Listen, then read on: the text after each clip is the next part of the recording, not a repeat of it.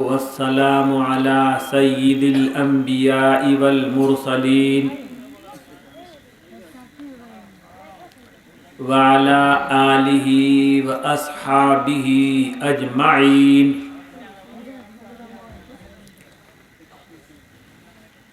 بھائیو، عزیز بچوں،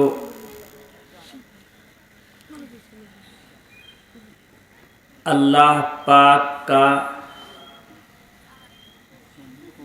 آپ پر کتنا بڑا انعام اور احسان ہے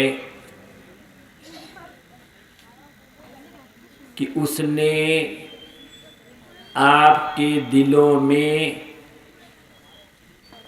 اپنی محبت ڈال دی، اپنے رسول کی محبت ڈال دی اور اپنے دین کی محبت ڈال دی اور دین کا کام کرنے والے عالموں حافظوں کی محبت ڈال دی. نبی اکرم صلی اللہ علیہ وسلم اپنی امت کو سکھلانے کے لیے ایک دعا کرتے تھے: اللہ پاک مجھے اپنی محبت عطا کر دیجئے اور ہر اس عمل کی محبت میرے دل میں ڈال دیجئے جو مجھے آپ سے قریب کر دے، اور ہر ایسے انسان کی محبت ڈال دیجئے میرے دل میں جو کل قیامت میں میرے کام آئے، مجھے فائدہ پہنچائے. تو آپ صلی اللہ علیہ وسلم اللہ پاک سے یہ بھی دعا کرتے تھے کہ اے اللہ اپنی محبت میرے دل میں ڈالیے، آپ کو جو کام اچھے لگتے ہیں ان کاموں کو بھی میرے دل کا پیارا بنا دیجئے، اور آپ کو جو انسان اچھے لگتے ہیں ان کی محبت بھی میرے دل میں ڈال دیجئے، ان کو بھی میرا محبوب بنا دیجئے. اللہم آتنی حبک وحب عمل ینفعنی وحب رجل یقرب الیک حبہ، او کما قال علیہ السلام. تو میں یہ عرض کر رہا ہوں کہ اللہ کا آپ پر کتنا بڑا انعام ہے کہ اس نے آپ کے دل میں اپنی محبت بھی ڈالی، اپنے رسول کی محبت بھی پیدا کی، اپنے دین کی محبت بھی اس نے ڈالی، اور قرآن پاک کی عزت محبت بھی آپ کے دل میں ڈالی. اگر ان سب کی محبت آپ کے دل میں نہ ہوتی تو مغرب بعد سے اللہ جانے کب سے آپ بیٹھے ہوئے ہیں، آدھی رات ہونے کو آپ بیٹھے ہوئے ہیں. تو یقیناً اللہ سے محبت ہے تب آپ یہاں بیٹھے ہوئے. اور کون انسان ہوگا جو اللہ سے محبت نہ کرے؟ پاگل اور دیوانہ ہی کوئی ہوگا جو اللہ سے محبت نہ کرے. آدمی اپنے باپ سے محبت کرتا ہے، اپنی ماں سے محبت کرتا ہے. کیوں؟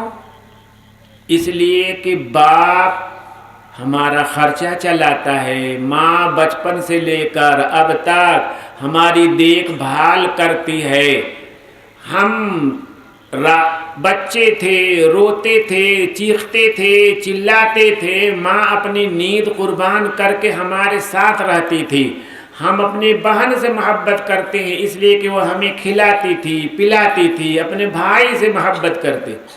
تو جن لوگوں سے ہم کو بچپن میں، جوانی میں یا اب ذرا بھی فائدہ پہنچا ہے، ہم ان سے محبت کرتے ہیں. تو اللہ سے تو سب سے زیادہ ہم کو فائدہ پہنچا ہے نا. اس نے اگر پیدا ہمیں نہ کیا ہوتا تو ہمارا کوئی باپ نہیں ہوتا، ہماری کوئی ماں نہ ہوتی، ہماری کوئی بہن نہیں ہوتا، ہمارا کوئی چیلا نہ ہوتا، ہمارا کوئی گرو بھی نہیں ہوتا۔ تو سب سے پہلے تو انہوں نے ہمیں پیدا کیا، پھر پالا پوسا۔ ایسے نہیں پل گئے بھائیوں، نہیں، ہم ماں کے پیٹ میں تھے جب بھی اس نے ہمیں پالا۔ ہمارے ماں کے پیٹ میں جیتے رہنے کے لیے، پلنے کے لیے، بڑا ہونے کے لیے جو جو چیز ہمارے کام آ سکتی تھی، اللہ پاک نے وہ چیز ماں کے پیٹ میں ہی ہم کو دیا۔ اب سوچو، غور کرو، بچہ ہر عورت کو ہر ماہواری آتی ہے، مہینے میں 3 دن 4 دن سے لے کر 10 دن۔ جب ماں کے پیٹ میں بچہ پڑتا ہے تو اللہ پاک اسی خون کو بچے کی خوراک بنا دیتے ہیں۔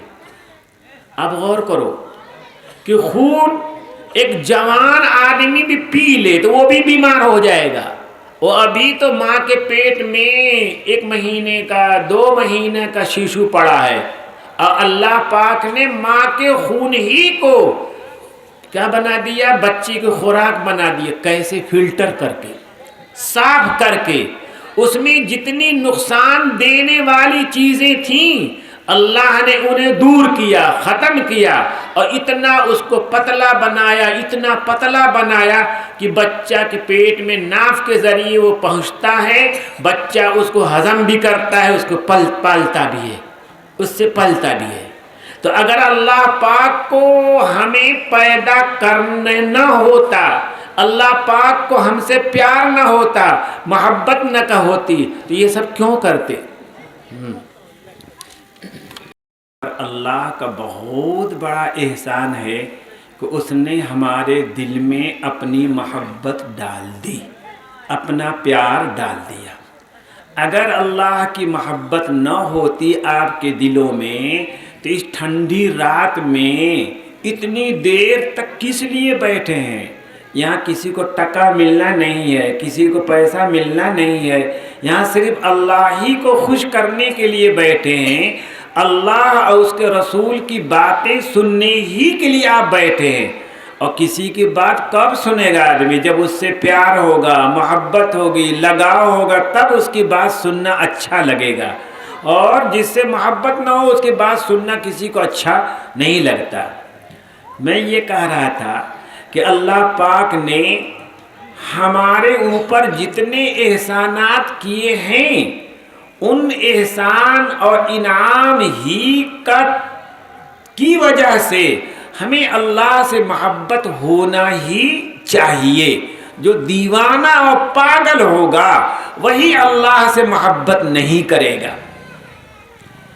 آگے اب دیکھیے، بچہ ماں کے پیٹ سے نکلتا ہے، دوسرے جانور کے بچے پیدا ہوتے ہیں، جب پیدا ہوتے ہیں تو منہ میں دانت ہوتا ہے، بکری کا بچہ پیدا ہوگا تو اسی وقت منہ میں دانت بھی ہوگا، گائے کا بچہ پیدا ہوگا منہ میں دانت ہوگا۔ وہ پیدا ہوتے ہی چلنا، دوڑنا، کھانا پینا سب اس کا چالو ہو جاتا ہے۔ لیکن آدمی کا بچہ جب پیدا ہوتا ہے تو منہ میں کوئی دانت نہیں ہے، زبان ہے لیکن بول نہیں سکتا، ہاتھ ہے لیکن اتنی طاقت نہیں ہے کہ کوئی چیز اٹھا کر کے اپنے منہ میں ڈال سکے، اور اگر منہ میں ڈال بھی لے تو وہ چیز اتنی کڑی ہوگی کہ اس کا دانت بھی چھل جائے گا، پیٹ کے اندر جائے گی تو آنت بھی پھٹ جائے گی۔ تو اللہ پاک نے پیدا ہونے کے بعد انتظام کیا کتنا کہ ماں کے سینے میں دودھ اتار دیا۔ ماں کے سینے میں کون ہے دودھ اتارنے والا؟ وہی ذات ہے، تاکہ ایک دن کا بچہ، 2 دن کا بچہ جو کچھ کھا نہیں سکتا، پی نہیں سکتا، اللہ پاک اس کی ماں کے سینے میں دودھ ڈال دیتے ہیں تاکہ اس کی پرورش ہو سکے، اس کا پالن ہو سکے۔ تو یہ اللہ کو آپ کے ساتھ محبت تھی تب نہ وہ یہ کر رہا تھا۔ اللہ پاک بھی چاہتے ہیں کہ جیسے میں اپنے بندوں سے محبت کرتا ہوں، اور میرا تو کوئی کام بھی وہ نہیں کرتے، اللہ کا کیا کوئی کام کرتا ہے؟ اسد اللہ الصمد، وہ تو ہر ایک سے بے نیاز ہے، اس کو کسی کی سہایتا کی ضرورت ہی نہیں ہے. ہمیں ہر گھڑی اللہ کی سہایتا کی، اللہ کی مدد کی بھلے ضرورت ہے. تو پھر اللہ پاک یہ بچے کو بھوک لگی ہے، ماں سے کیسے بتلائے، پیٹ میں درد ہے کیسے بتلائے، زبان بول نہیں سکتا. تو اللہ پاک نے اس بچے کو آل ورد زبان دی، ایسی زبان دی، ایسے بولنے کی طاقت دی جسے ہر جگہ کا انسان سمجھ سکے. وہ کیا دیا اللہ پاک نے؟ رونے کا سلیقہ سکھا دیا. بھوک لگے گی روئے گا، ماں رونے کو سن کر سمجھ جائے گی کہ میرا بچہ بھوکا ہے. پیٹ میں درد ہوگا وہ روئے گا، اور ماں اس کے رولنے کا انداز دیکھ کر کے سمجھ جائے گی کہ بیٹا بھوکا نہیں ہے، بچے کے پیٹ میں درد ہے. یہ سب کیا ہے؟ اللہ پاک نے بچپنے ہی میں جب 2 دن کے تھے، 4 دن کے تھے، 10 دن کے تھے، یہ ساری چیزیں ہمیں سکھلا دی تاکہ ہمارا پالن پوشن ہو سکے. پھر یہ انسان جب بڑھتے بڑھتے طاقتور ہو جاتا ہے تو اللہ پاک کہتے ہیں کہ دیکھ یہ طاقت میں نے تمہارے اندر دی ہے. تو 6 فٹ کا جوان نہیں پیدا ہوا تھا، تو پہلوان اپنی ماں سے نہیں نکلا، پیٹ سے نہیں نکلا تھا، نہیں، تو ابودھ بچہ تھا. ایسا کہ اگر تھوڑا سا گلے پر دباؤ ڈال دیا جائے تیری جان نکل جائے. اگر تیرے رونا نہ سکھاتا میں تو بھوک کے مارے مر جاتا. تیرے ماں کے سینے میں دودھ اگر نہیں میں پیدا کرتا تو تڑپ کر مر جاتا، کوئی دیکھنے والا نہ ہوتا تجھے. یہ سب میں نے کیا ہے، یہ طاقت میں نے دیا ہے، دھیرے دھیرے بڑھایا ہے، دھیرے دھیرے بڑھایا ہے. اسی کو قرآن کریم کہتا ہے الحمدللہ رب العالمین.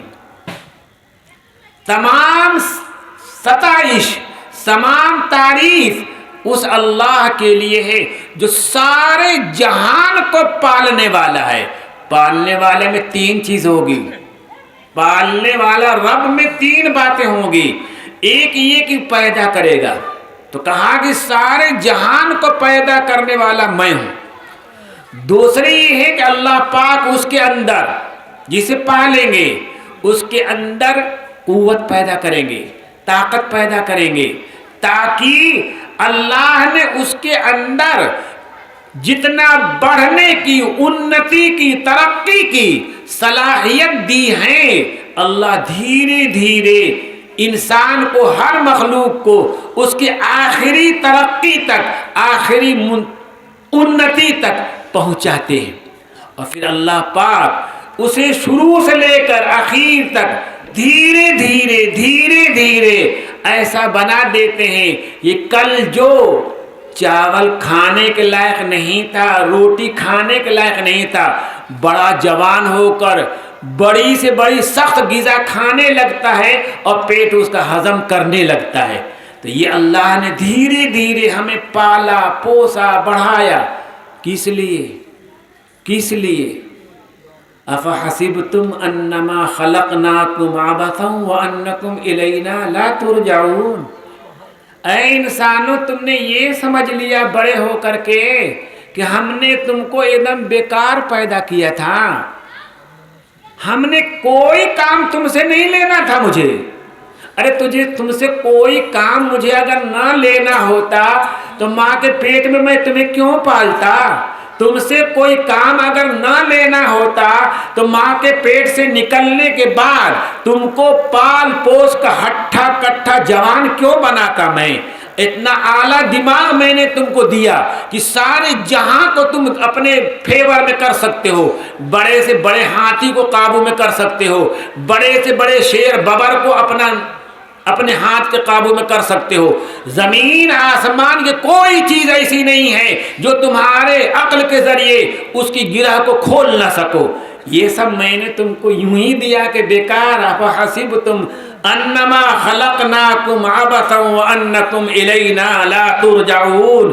اے انسانوں، یہ سب جاننے کے باوجود کیسے تم نے سمجھ لیا کہ ہم نے تمہیں بیکار پیدا کیا ہے، اور اس دنیا میں 50 سال 60 سال 70 سال 80 سال زندگی گزارنے کے بعد جب میرے پاس آؤ گے تو میں تم سے حساب نہیں لوں گا. زمین دے دی تمہیں، آسمان دے دی تمہیں، فضا پوری کائنات تمہیں دے دی، اور تم سے پوچھا بھی نہیں جائے گا کہ ہم نے یہ سب تم کو دیا تھا تو کیا کر کے آئے ہو۔